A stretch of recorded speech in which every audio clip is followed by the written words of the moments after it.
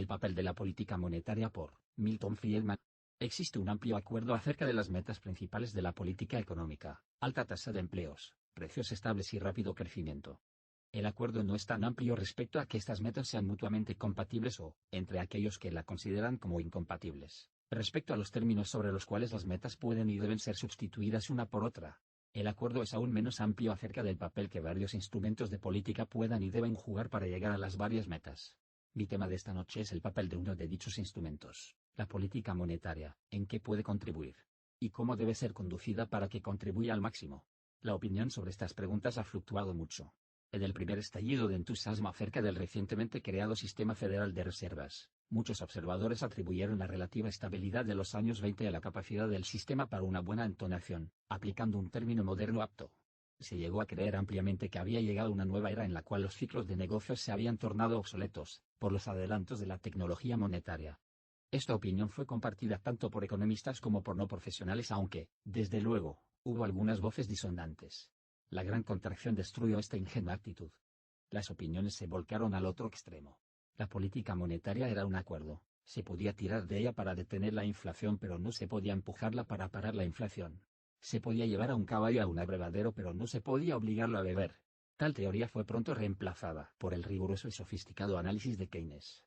Keynes ofrecía, simultáneamente, una explicación de la supuesta impotencia de la política monetaria para retener la depresión, una interpretación no monetaria de la depresión y una alternativa de política monetaria para hacerle frente a la depresión, y su ofrecimiento fue ávidamente aceptado. Si la preferencia por la liquidez es absoluta, o casi, como Keynes creía que era el caso, en tiempos de gran desempleo, las tasas de interés no pueden ser disminuidas mediante medidas monetarias. Si la inversión y el consumo son poco afectados por las tasas de interés, como Keynes y muchos otros discípulos norteamericanos de Keynes llegaron a creer, las tasas de interés más bajas, aun suponiendo que se pudieran lograr, servirían de muy poco. La política monetaria es condenada dos veces. La contracción, echada a andar, sobre este punto, por un colapso de la inversión, o por una escasez de oportunidades de inversión, o por un ahorro necio, no podía haberse parado, se dijo, mediante medidas monetarias. Pero había una alternativa disponible: la política fiscal. El gasto del gobierno podía completar lo que le faltaba a la insuficiente inversión privada. Las reducciones de impuestos podían minar el ahorro necio.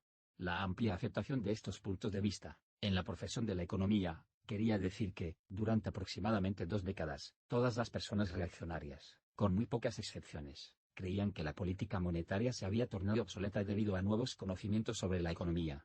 El dinero no importaba. Su único papel era aquel, muy pequeño, de mantener las tasas de interés bajas, con objeto de mantener los pagos de intereses en el presupuesto gubernamental, contribuir a la eutanasia del arrendador y, quizá, estimular un poco la inversión para ayudar el gasto gubernamental a mantener un alto nivel de demanda agregada.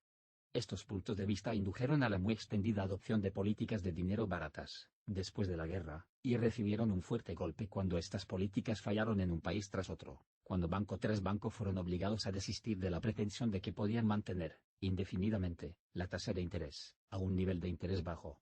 En este país, la denuncia pública vino con el acuerdo del Tesoro de la Reserva Federal, en 1951. Aunque la política de fijar los precios de los bonos gubernamentales no fue formalmente abandonada sino hasta 1953. La inflación, estimulada por las políticas de dinero baratas y no por la tan ampliamente difundida depresión de la postguerra, se convirtió en la orden del día. El resultado fue el comienzo de la resucitación de la creencia en la potencia de la política monetaria. Esta resucitación fue fuertemente alimentada, entre los economistas, por los desarrollos teóricos iniciados por Albert, pero llamados con el nombre de PIGO, que indicaban un canal, a saber, cambios en la riqueza, por medio del cual los cambios en la cantidad real de dinero pueden afectar la demanda agregada, aunque no alteren las tasas de interés. Estos desarrollos teóricos nominaron al argumento de Keynes contra la potencia de las medidas monetarias ortodoxas cuando la preferencia por la liquidez es absoluta, ya que, bajo tales circunstancias, las operaciones monetarias usuales implican, simplemente, el sustituir el dinero por otros capitales, sin cambiar la riqueza total. Pero sí mostraron cómo los cambios en la cantidad de dinero producido por otras formas podían afectar el gasto total, aun bajo tales circunstancias. Y, más fundamentalmente, socavaron la proposición teórica clave de Keynes, es decir, que aun en un mundo de precios flexibles, una posición de equilibrio, con empleo total, puede no existir. De ahí que el desempleo tuvo que ser explicado, otra vez, por rigideces o imperfecciones y no como el resultado natural de un proceso de mercado totalmente operativo. La resucitación de la creencia en la potencia de la política monetaria fue auspiciada también por una revaluación del papel jugado por el dinero de 1929 a 1933.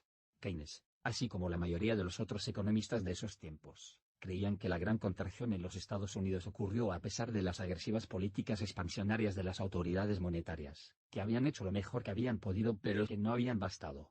Estudios recientes han demostrado que los hechos son precisamente lo opuesto. Las autoridades monetarias de Estados Unidos siguieron políticas altamente deflacionarias. La cantidad de dinero en los Estados Unidos cayó un tercio en el curso de la contracción.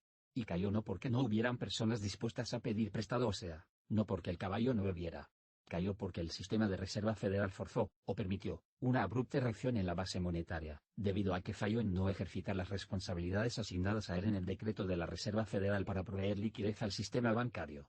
La gran contracción es un trágico testimonio del poder de la política monetaria y no, como Keynes y tantos de sus contemporáneos creyeron, una evidencia de su impotencia.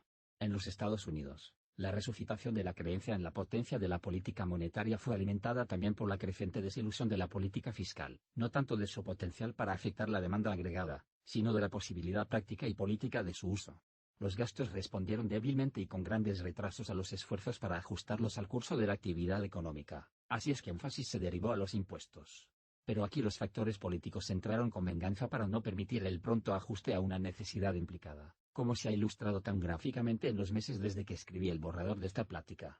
Una buena entonación es una frase maravillosamente evocativa en esta era electrónica, pero tiene muy poco parecido con lo que es posible en la práctica. No, agregaría yo, un mal no mezclado. Es difícil darse cuenta que tan radical ha sido el cambio de la opinión profesional respecto al papel que juega el dinero.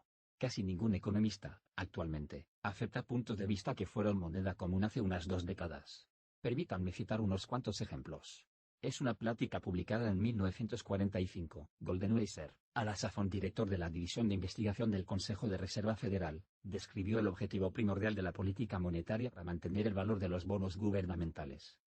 Este país, escribió, se tendrá que ajustar a una tasa de interés de 2,5%, como el retorno al dinero seguro y a largo término, porque ha llegado el tiempo en que los retornos al capital pionero ya no puedan ser ilimitados, como lo fueron en el pasado. En un libro sobre el financiamiento de la prosperidad norteamericana, editado por Paulo Mann y Fritz McClure, y publicados en 1945, Alvin Nansen dedica 9 páginas de texto al problema de los ahorros e inversiones, sin tener la necesidad de usar las palabras tasa de interés o algún concepto cercano.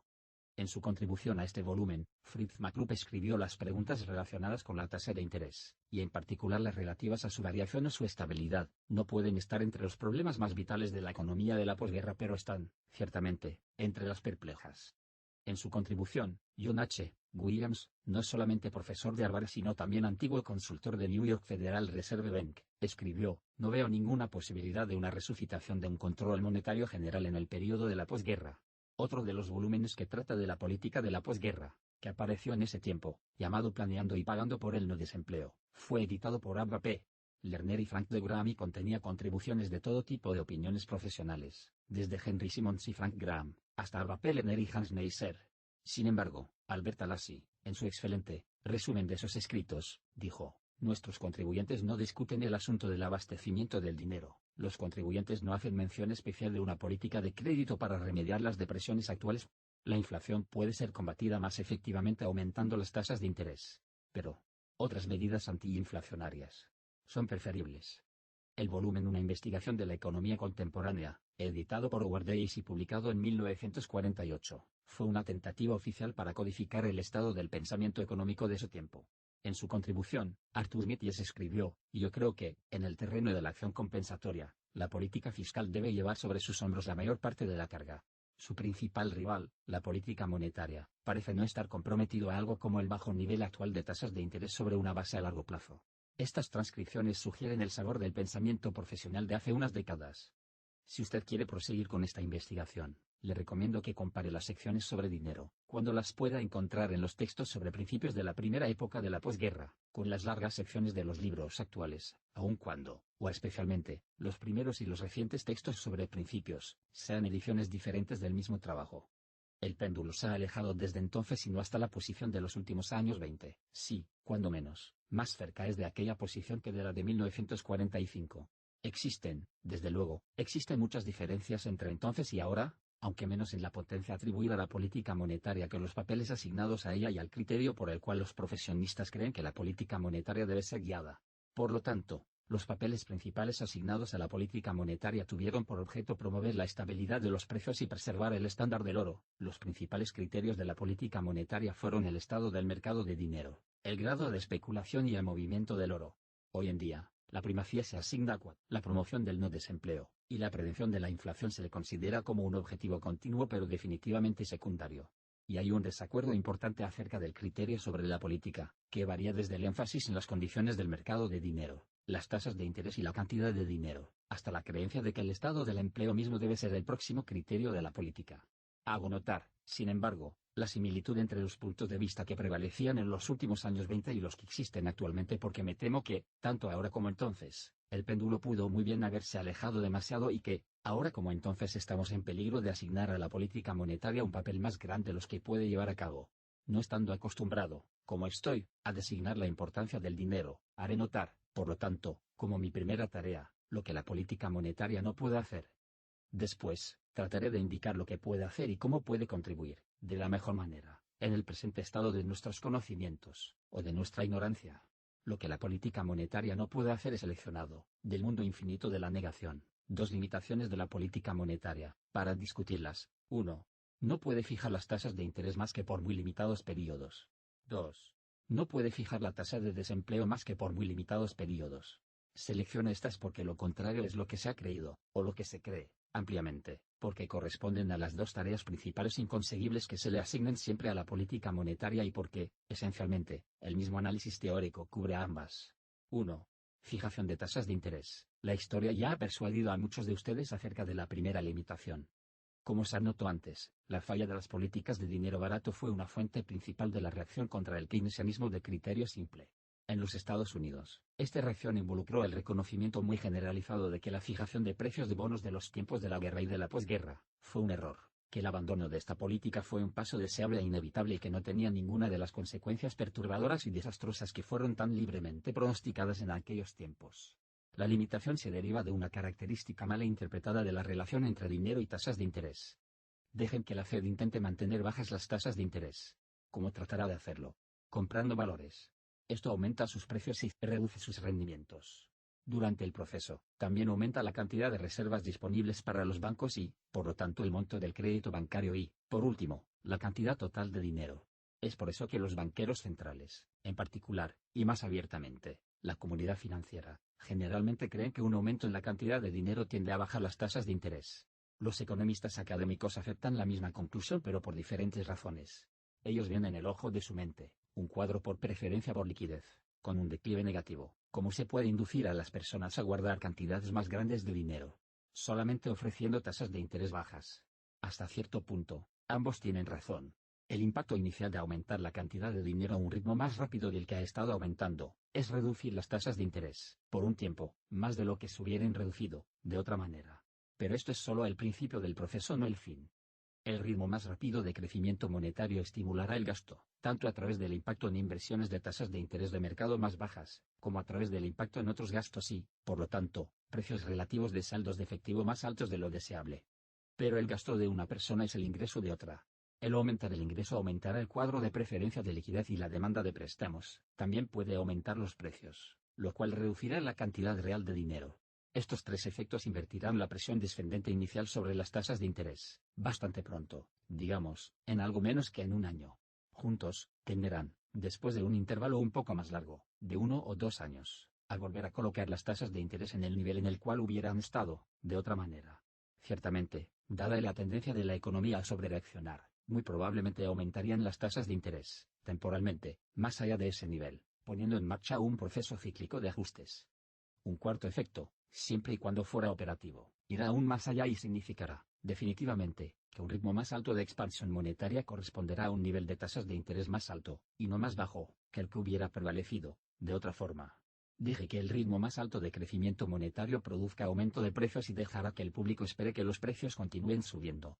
Las personas que piden prestado estarán entonces dispuestas a pagar y los prestamistas demandarán entonces tasas de interés más altas, como lo indicó Irving Fisher hace décadas. Este efecto de expectación de precios es lento en desaparecer. Fisher estimó que transcurrieron varias décadas antes de llegar a un ajuste completo y trabajos más recientes coinciden con sus estimaciones. Estos efectos subsecuentes explican por qué todos los intentos de mantener las tasas de interés a un nivel bajo han formado a las autoridades monetarias a comprometerse en compras de mercado abierto, sucesivamente más y más grandes. Explican por qué históricamente, las tasas de interés nominales altas y crecientes, han sido asociadas con el rápido crecimiento de la cantidad de dinero, como en Brasil o en Chile, o como en los Estados Unidos, en años recientes y por qué las tasas de interés bajas y descendentes, han sido asociadas con el crecimiento lento de la cantidad de dinero, como en Suiza, ahora, o como en los Estados Unidos, de 1929 a 1933. Como un asunto empírico, las tasas de interés bajas son un signo de que la política monetaria ha sido apretada, en el sentido de que la cantidad de dinero ha crecido lentamente. Las tasas de interés altas son un signo de que la política monetaria ha sido fácil, en el sentido de que la cantidad de dinero ha crecido rápidamente. Los hechos más amplios de la experiencia van, precisamente, en la dirección opuesta de aquella que la comunidad financiera y los economistas académicos han tomado generalmente por hecho. Paradójicamente, las autoridades monetarias podrían asegurar tasas de interés nominal bajas, pero, para ello, tendrían que empezar en lo que parece la dirección opuesta, comprometiéndose en una política monetaria deflacionaria. Similarmente, podrían asegurar tasas de interés nominales altas, comprometiéndose en una política inflacionaria y aceptando un movimiento temporal de las tasas de interés, en la dirección opuesta. Estas consideraciones no solo explican por qué la política monetaria no puede fijar tasas de interés, también explican por qué las tasas de interés son un indicador tan engañoso respecto a si la política monetaria es apretada o fácil. Para eso, es mucho mejor fijarse en el ritmo de cambio de la cantidad de dinero. 2. Fijación de tasas de desempleo, empleo, como un criterio de política. La segunda limitación que quiero discutir va más contra el modo de pensamiento corriente actual. Se sostiene ampliamente que el crecimiento monetario tenderá a estimular el empleo y que la contracción monetaria retardará el empleo. ¿Por qué, entonces, no pueden las autoridades monetarias adoptar un blanco para el empleo o para el desempleo, digamos, 3% de desempleo, ser restrictivos cuando el desempleo sea menor que el blanco, no serlo cuando el desempleo sea más alto que el blanco y, de este modo, fijar el desempleo en, digamos, 3%? La razón por la cual no puede es precisamente la misma de las tasas de interés, la diferencia entre las consecuencias inmediatas y tardías de tal política. Gracias a Wicksell, todos estamos familiarizados con el concepto de una tasa de interés natural y la posibilidad de una discrepancia entre la tasa natural y la de mercado. El análisis precedente de tasas de interés puede ser traducido en forma bastante directa a los términos wicksianos. Las autoridades monetarias pueden hacer la tasa de mercado sea menor que la tasa natural, solo por inflación. Pueden hacer que la falta de mercado sea menor que la tasa natural, solo por deflación. Solamente hemos agregado una sola novedad a Wicksell, la distinción de Irving Fisher entre la tasa de interés nominal y la real. Dije que las autoridades monetarias mantengan las tasas de mercado nominal, por un tiempo, por debajo de la tasa natural, mediante la inflación. Eso, a su vez, aumentará la tasa natural nominal misma, una vez que las expectativas de inflación se expandan ampliamente requerido, por lo tanto, una inflación aún más rápida para contener la tasa de mercado. Similarmente, debido al efecto Fisher, no meramente deflación sino deflación más y más rápida, para mantener la tasa de mercado por encima de la tasa natural inicial. Este análisis tiene su contraparte cercana en el mercado de empleo. En algún momento, hay algún nivel de desempleo, el cual tiene la propiedad de que es consistente con el equilibrio en la estructura de las tasas de salario reales. En ese nivel de desempleo, las tasas de salarios reales tienden, generalmente, a elevarse a un ritmo secular normal, por ejemplo, a un ritmo que pueda ser mantenido indefinidamente, siempre y cuando la formación de capital, las mejores tecnologías, etc., permanezcan en sus tendencias a largo plazo. Un nivel más bajo de desempleo es una indicación de que hay una demanda excesiva de mano de obra, que producirá una presión ascendente en las tasas de salarios reales. Un nivel más alto de desempleo es una indicación de que hay un abastecimiento excesivo de mano de obra que producirá una presión descendente sobre las tasas de salarios reales. En otras palabras, la tasa natural de desempleo es el nivel que sería pulverizado por el sistema walrasiano de ecuaciones de equilibrio generales, siempre y cuando existan, en ellas mismas, las características estructurales reales de los mercados de mano de obra y de mercancías, incluyendo las imperfecciones del mercado, la variabilidad estocástica en demandas y abastecimientos, el costo de recoger información acerca de las vacantes de trabajo y de la disponibilidad de mano de obra, los costos de movilidad, etc. Usted reconocerá la cercana similitud entre esta exposición y la famosa curva Phillips. Esta similitud no es una coincidencia. De la relación entre el desempleo y el cambio de salarios, es merecidamente celebrado como una contribución importante y original.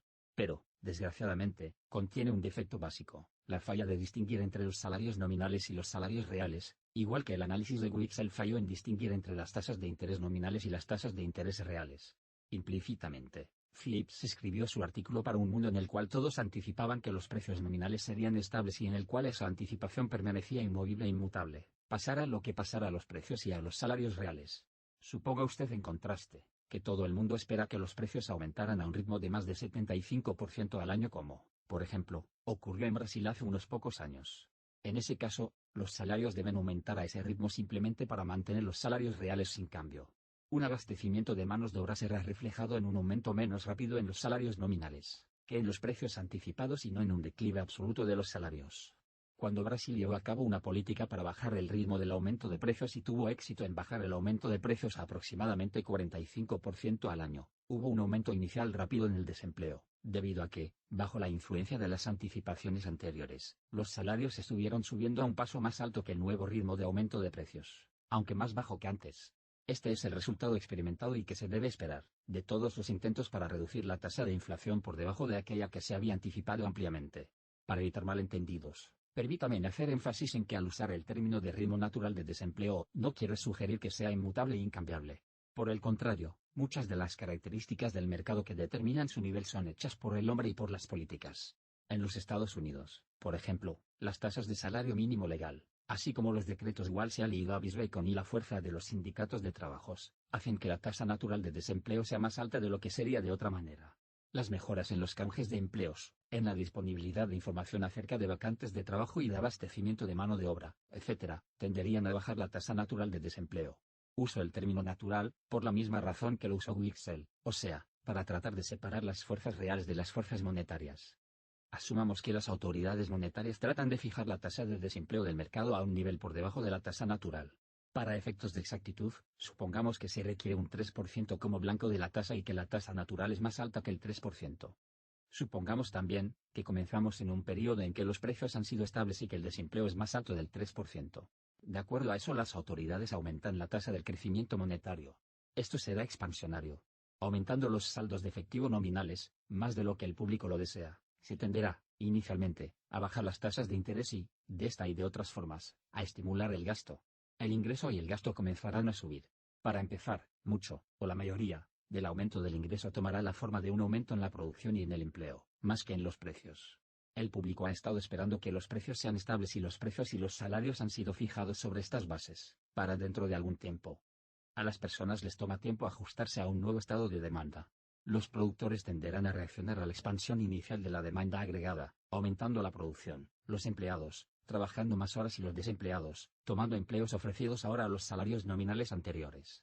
Hasta aquí esto es una doctrina bastante aceptada. Pero todo esto describe los efectos iniciales. Debido a que los precios de venta de los productos responden típicamente a un aumento no anticipado en la demanda nominal, más rápido que los precios de los factores de producción, los salarios reales recibidos han bajado, aunque los salarios reales anticipados por los empleados subieron, ya que los empleados implícitamente evaluaron los salarios ofrecidos al nivel de precios anterior. Ciertamente, la caída simultánea exposta en los salarios reales, para los patrones, y el aumento ex ante, en los salarios reales, para los empleados es lo que permitió que aumentara el empleo. El declive exposta en los salarios reales pronto afectará a las anticipaciones. Los empleados empezarán a calcular aumento de precios en las cosas que compran y pedirán salarios nominales más altos para el futuro. El desempleo del mercado está por debajo del natural. Hay una demanda excesiva de mano de obra, por lo que los salarios reales tenderán a subir hacia su nivel inicial. Aunque el ritmo más alto de crecimiento monetario continúe, el aumento en los salarios reales invertirá el declive del desempleo y luego conducirá a un aumento, lo cual tenderá a regresar al desempleo a su nivel anterior.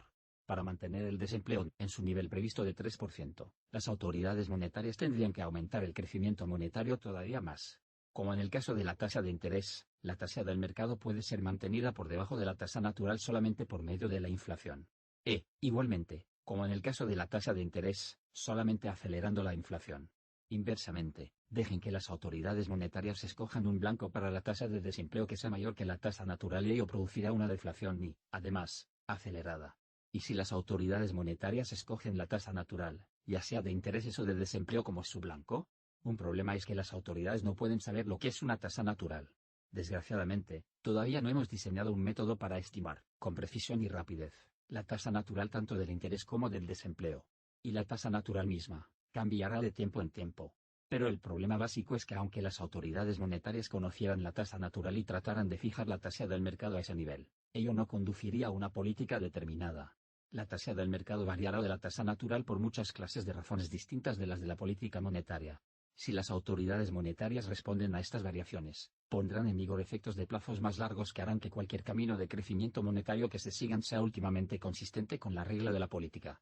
El curso real del crecimiento monetario será análogo a un paseo sin meta y las fuerzas que producen salidas temporales de la tasa del mercado de la tasa natural, serán sus contendientes de una forma o de otra. Para exponer esto de un modo distinto, existe siempre un trueque temporal entre la inflación y el desempleo, no existe un trueque permanente.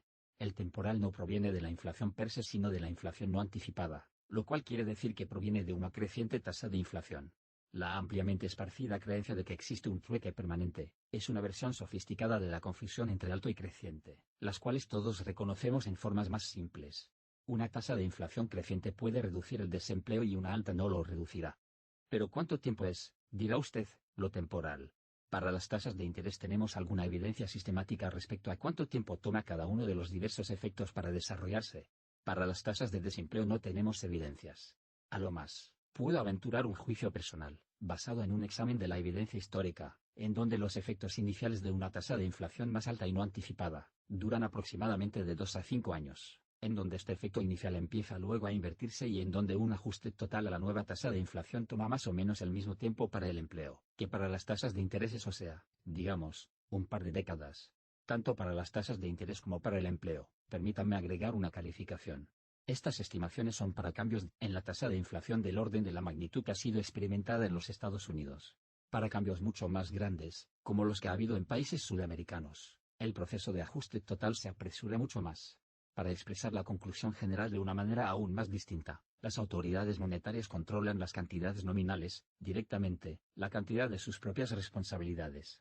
En principio, pueden usar este control para fijar una cantidad nominal, una tasa de cambio, el nivel de precios, el nivel del ingreso nacional, la cantidad de dinero por una o por otra definición. No pueden usar su control sobre cantidades nominales para fijar una cantidad real, la tasa real de interés, la tasa de desempleo, el nivel del ingreso nacional real, la cantidad real de dinero, el ritmo de crecimiento del ingreso nacional real o el ritmo de crecimiento de la cantidad real de dinero. Lo que la política monetaria sí puede hacer, la política monetaria no puede fijar estas magnitudes reales a niveles predeterminados. Pero la política monetaria puede tener, y tiene, importantes efectos en estas magnitudes reales. De ninguna manera, el uno es inconsistente con el otro. Mis propios estudios sobre la historia monetaria me han hecho no estar de acuerdo con el comentario de John Stuart Mill, tan citado a menudo, tan calumniado y tan mal interpretado. No puede haber, escribió, una cosa más insignificante, intrínsecamente, en la economía de la sociedad, que el dinero, excepto en el carácter de un artificio para ahorrar tiempo y mano de obra. Es una máquina para hacer, rápidamente y con comodidad. Sin ella, y como muchas otras clases de maquinaria, solamente ejerce una influencia diferente e independiente propia, cuando se descompone. En verdad, el dinero es una máquina, pero es una máquina extraordinariamente eficiente. Sin ella, no hubiéramos podido alcanzar el sorprendente crecimiento en producción y en nivel de vida que hemos experimentado en los 2 últimos siglos, al igual que no hubiéramos podido hacerlo sin esas otras maravillosas máquinas que llenan nuestro campo y nos permiten, casi siempre, simplemente hacer de una manera más eficiente lo que podría hacerse sin ellas, a un costo de mano de obra mucho más alto. Pero el dinero tiene una característica que estas otras máquinas no comparten. Debido a que es tan penetrante, cuando se descompone, lanza una llave inglesa a la operación de todas las máquinas. La gran contracción es el ejemplo más dramático, pero no el único. De las contracciones principales habidas en este país, una sí y otra no han sido producidas, ya sea por desórdenes monetarios o, cuando menos, muy exacerbadas por desórdenes monetarios. Todas las inflaciones principales han sido producidas por expansión monetaria, casi siempre para hacer frente a las demandas de guerra prevalecientes, las cuales han forzado la creación de dinero para suplementar impuestos explícitos. La primera y más importante lección que enseña la historia acerca de lo que la política monetaria puede hacer, y es una lección de la más profunda importancia, es que la política monetaria puede evitar al dinero mismo de ser una fuente importante de disturbios económicos. Esto suena como una proposición negativa, evitar errores importantes. En parte, lo es. La gran contracción y quizá no hubiera ocurrido, para nada, y en caso de haber ocurrido, hubiera sido mucho menos severa, si las autoridades monetarias hubieran evitado errores o si los arreglos monetarios hubieran sido los de tiempos anteriores, cuando no había una autoridad central con el poder para hacer la clase de equivocaciones que hizo el sistema de Reserva Federal. Los últimos pocos años, Para hablar un poco más acerca de la realidad actual, hubiera sido más estables y más productivos de bienestar económico, si la Reserva Federal hubiera dictado cambios de dirección drásticos y erráticos. Primero, expandiendo el abastecimiento de dinero a un paso indebidamente rápido, luego, a principios de 1966, frenando demasiado fuerte. Luego, a finales de 1966, dando marcha atrás y reanudando la expansión hasta, cuando menos, noviembre de 1967, a un paso más rápido del que puede ser mantenido por un tiempo, sin incurrir en una inflación apreciable. Aunque la proposición de que la política monetaria puede evitar que el dinero mismo sea una fuente principal de disturbios económicos, fuera una proposición totalmente negativa, sería, sin embargo, importante por eso. Como son las cosas, sin embargo, no es una proposición totalmente negativa. La máquina monetaria se ha descompuesto, aun cuando no ha habido una autoridad central con la autoridad que ahora tiene el Fed. En los Estados Unidos, el episodio de 1907 y otros pánicos bancarios anteriores, son ejemplos de cómo la máquina monetaria se puede descomponer mucho, por sí misma. Hay, por lo tanto, una positiva e importante tarea para las autoridades monetarias: sugerir mejoras en la máquina que reduzcan las ocasiones en que se pueda descomponer y usar sus propios poderes para mantener la máquina en un buen estado de trabajo. Una segunda cosa que puede hacer la política monetaria es proporcionar un antecedente estable para la economía, o sea, mantener la máquina bien aceitada. Para continuar con la analogía de Mill, el llevar a cabo la primera tarea contribuirá a este objetivo, pero aún hay más. Nuestro sistema económico trabajará lo mejor posible cuando los productores y consumidores, patrones y empleados, puedan asumir, con total confianza, que el nivel promedio de precios se compartirá de una manera conocida, en el futuro y, preferentemente, que será altamente estable. Bajo cualquier arreglo institucional concebible y, ciertamente, bajo los arreglos que prevalecen actualmente en los Estados Unidos de Norteamérica, hay solamente una cantidad limitada de flexibilidad en los precios y en los salarios. Necesitamos conservar esta flexibilidad con objeto de lograr cambios en los precios y salarios relativos que se necesitan para ajustarse a cambios dinámicos en gustos y tecnología. No debemos disiparla, simplemente para lograr cambios en el nivel absoluto de precios que no sirven para ninguna función económica. En una época anterior, se confiaba en el estándar de oro para dar confianza a la estabilidad monetaria futura. En su momento cumbre, sirvió para esa función, razonablemente bien. Está claro que esto ya no es así, ya que prácticamente no hay ningún país, en el mundo, que esté preparado para que reine el estándar de oro, sin ser revisado, y existen razones persuasivas para que los países no lo hagan. Las autoridades monetarias podrían operar como jueces para el estándar del oro, si llegaran las tasas de cambio y lo hicieran exclusivamente alterando la cantidad de dinero en respuesta al saldo de flujos de pagos, sin esterilizar excedentes o déficits y sin recurrir a un control de cambio abierto u oculto o cambios en tarifas y cuotas. Pero otra vez, aunque muchos banqueros centrales hablen de esta manera, de hecho, muy pocos están dispuestos a seguir este curso y, otra vez, existen razones persuasivas respecto a por qué no lo hace. Dicha política sometería a cada país a los caprichos, no de un estándar de oro impersonal y automático, sino de las políticas, deliberadas o accidentales, de otras autoridades monetarias. En el mundo actual, si la política monetaria es proporcionar un punto estable para la economía, debía serlo empleando sus poderes, deliberadamente, para ese fin. Posteriormente, mencionaré cómo puede hacerlo. Finalmente, la política monetaria puede contribuir a compensar los estudios principales en el sistema económico, que surjan de otras fuentes. Sean alborozo secular independiente, como fue descrita la expansión de la posguerra por los proponentes del estancamiento secular. La política monetaria puede ayudar, en principio, a mantenerle bajo control mediante un ritmo de crecimiento monetario más lento de lo que sería deseable. De otro modo, sí, como ahora, un presupuesto federal explosivo amenaza los déficits sin precedentes, la política monetaria puede mantener bajo control cualquier peligro inflacionario, mediante un ritmo de crecimiento monetario más lento de lo que sería deseable. De otra forma, esto implicará, temporalmente, tasas de interés más altas de las que prevalecería, de otro modo, con objeto de que el gobierno envíe a prestar las sumas necesarias para financiar el déficit, pero, evitando la aceleración de la inflación, también implicaría tanto precios más bajos como tasas de interés nominal más bajas, a la larga.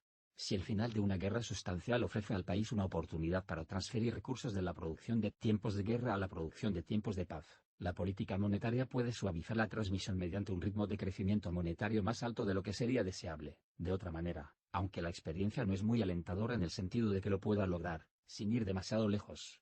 He puesto este punto al final y lo he expresado en términos calificados, al referirme a disturbios importantes, porque creo que el potencial de la política monetaria para compensar otras fuerzas que redunden en inestabilidad, es mucho más limitado de lo que se cree comúnmente. Simplemente, no sabemos lo suficiente como para poder reconocer los disturbios menores, cuando ocurren. o para poder predecir con precisión cuáles serán sus efectos, o para establecer qué política monetaria se requiere para compensar sus efectos. No sabemos lo suficiente para poder lograr objetivos establecidos, por medio de cambios delicados, o incluso ligeramente rudos, en la mezcla de políticas monetarias y fiscales. En esta área, particularmente, es casi seguro que la mejor sea el enemigo de lo bueno.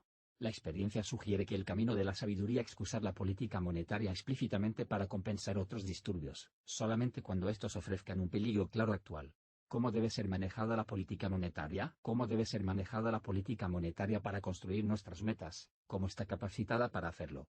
Está claro que esta no es la ocasión para presentar un programa para estabilidad monetaria detallado, para usar el título de un libro en el cual traté de exponerlo. Aquí, me restringiré a dos requisitos principales para política monetaria que son continuación, bastante directa, de la discusión precedente. El primer requisito es que las autoridades monetarias se guían por magnitudes que puedan controlar y no por las que no puedan controlar. Sí, como las autoridades han hecho, a menudo, toma en las tasas de interés o el porcentaje de desempleo actual, como el criterio inmediato de la política. Ello sería como un vehículo espacial que se ha fijado en una estrella equivocada. Por más sensitivo y sofisticado que sea su aparato que lo guía, el vehículo espacial irá a la deriva. Lo mismo ocurrirá a las autoridades monetarias. De las varias magnitudes alternativas que puede controlar, las guías más atractivas para la política son las tasas de cambio, el nivel de precios definido por algún índice y la cantidad de un total monetario, moneda más depósitos de demanda ajustados, o total más depósitos a plazos de bancos comerciales, o un total todavía más amplio. Para los Estados Unidos, en particular, las tasas de cambio son una delicia indeseable. Valdría la pena que mejor el grueso de la economía se ajustara al pequeño porcentaje consistente en mercado exterior, si esto garantizara el liberarse de la irresponsabilidad monetaria, como ocurriría, bajo un estándar de oro real. Pero escasamente valdría la pena hacerlo, simplemente para adaptarse al promedio de las diversas políticas que las autoridades monetarias adoptarán en el resto del mundo. Sería mejor dejar que el mercado ajustara las condiciones del mundo, a través de tasas de cambio flotantes, el aproximadamente 5% de nuestros recursos dedicados al comercio internacional, reservando la política monetaria para promover el uso efectivo del 95%. De las tres guías mencionadas, el nivel de precios es, claramente, el más importante en su propio derecho. Siendo las otras cosas iguales, sería, con mucho, la mejor de las alternativas, como lo han expresado enfáticamente, en el pasado, muchos economistas distinguidos. Pero las otras cosas no son iguales. El eslabón entre las acciones de la política de las autoridades monetarias y el nivel de precios, aunque esté incuestionablemente presente, es más indirecto que el eslabón entre las acciones de la política de las autoridades y cualquiera de los varios totales monetarios. Además, la acción monetaria toma más tiempo para afectar el nivel de precios que para afectar los totales monetarios y tanto el retraso en tiempo como la magnitud del efecto, varían con las circunstancias. Como resultado, no podemos predecir con ninguna exactitud, exactamente qué efecto tendrá una acción monetaria particular sobre el nivel de precios e, igualmente importante, exactamente cuándo tendrá ese efecto. El tratar de controlar directamente el nivel de precios hará, por lo tanto, muy probablemente, que la política monetaria misma sea una fuente de disturbios económicos, debido a los falsos paros y comienzos. Tal vez, a medida que avance en nuestro entendimiento del fenómeno monetario, la situación cambiará. Pero en el estado actual de nuestro entendimiento, el camino más largo parece ser el más seguro para nuestro objetivo. Por lo tanto, yo creo que un total monetario es la mejor guía, o criterio, inmediatos, que existen actualmente para una política monetaria y creo que importa mucho menos cuál total particular se escoge, que si escoja uno, en particular. Una segunda exigencia para la política monetaria es que la autoridad evite oscilaciones acentuadas. En el pasado, en cierto momento las autoridades monetarias han movido en la dirección equivocada, como el caso de la Gran Depresión en que he hecho hincapié. Con más frecuencia, han tomado el camino correcto, aunque a veces demasiado tarde, pero han hallado en que se van demasiado lejos. El caso general ha sido el de un exceso, sean en tiempo o en cantidad. Por ejemplo, a principios de 1966 la política correcta para la Reserva Federal era la de tomar un camino menos expansionista, aunque debió hacer esto al menos un año antes. Pero cuando tomó ese rumbo se fue demasiado lejos y produjo el cambio más acentuado que ha habido en la tasa de crecimiento del dinero en la posguerra. Entonces, habiendo ido demasiado lejos, la política correcta para la Reserva Federal era volver atrás a finales de 1966. Pero nuevamente fue demasiado y lejos pues no solo restableció sino que superó la antes excesiva tasa de crecimiento del dinero. Y este episodio no es excepción. Una y otra vez ha sido ese el curso seguido, como en 1919 y 1920, en 1937 y 1938, en 1953 y 1954, en 1959 y 1960. El motivo de la propensión a reaccionar con exceso parece claro: las autoridades monetarias han ser incapaces de tomar en cuenta el lapso de demora entre la puesta en práctica de sus medidas y los efectos subsiguientes sobre la economía. Tienden a determinar que esas medidas por las condiciones presentes, pero aquellas afectarán la economía solo después de 6, 9, 12 o 15 meses. Por lo tanto, se sienten obligados a apretar el freno o el acelerador, demasiado fuerte, según sea el caso. Mi propia receta sigue siendo que las autoridades monetarias hagan todo lo posible para evitar tales cambios, adoptando públicamente la política de lograr un ritmo de crecimiento estable en un total monetario especificado. El ritmo de crecimiento preciso, al igual que el total monetario preciso, es menos importante que la adopción de algún ritmo establecido y conocido. Yo mismo he clamado por un ritmo que lograra, en promedio, una estabilidad aproximada en el nivel de precios de los productos finales, lo que he estimado que requeriría un ritmo de crecimiento de moneda de algo así como 3 a 5% por año, más todos los depósitos bancarios comerciales, o bien, un ritmo de crecimiento de moneda ligeramente más bajo, más depósitos de demanda solamente. Pero sería mejor tener un ritmo fijo que produjera, en promedio, una inflación moderada o una deflación moderada, mientras fuera estable, que sufren las amplias y erráticas perturbaciones que hemos experimentado. A la falta de la adopción de tal política, públicamente expresada, de un ritmo estable de crecimiento monetario, habría una mejoría importante si las autoridades monetarias siguieran la ordenanza, contradictoria en sí misma, de evitar cambios amplios. Es un asunto de récords el que los periodos de estabilidad relativa al ritmo de crecimiento monetario han sido también periodos de relativa estabilidad en la actividad económica, tanto en los Estados Unidos, como en otros países. Los periodos de cambios amplios en el ritmo de crecimiento monetario, también han sido periodos de cambios amplios en la actividad económica.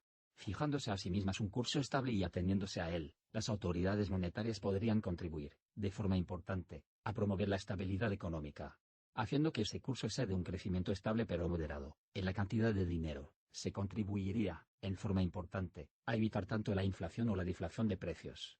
Otras fuerzas afectarían, de todos modos, a la economía, requiriendo cambios y ajustes y disturbando el tenor uniforme de nuestras fórmulas. Pero el crecimiento monetario estable proporcionaría un clima monetario favorable a la operación y efectiva de esas fuerzas básicas de empresa, ingenuidad, invención, trabajo arduo y ahorro que son los verdaderos resortes del crecimiento económico. Esto es lo máximo que podemos pedirle a la política monetaria en nuestro estado actual de conocimientos. Pero ese tanto, y es bastante, está claramente a nuestro alcance.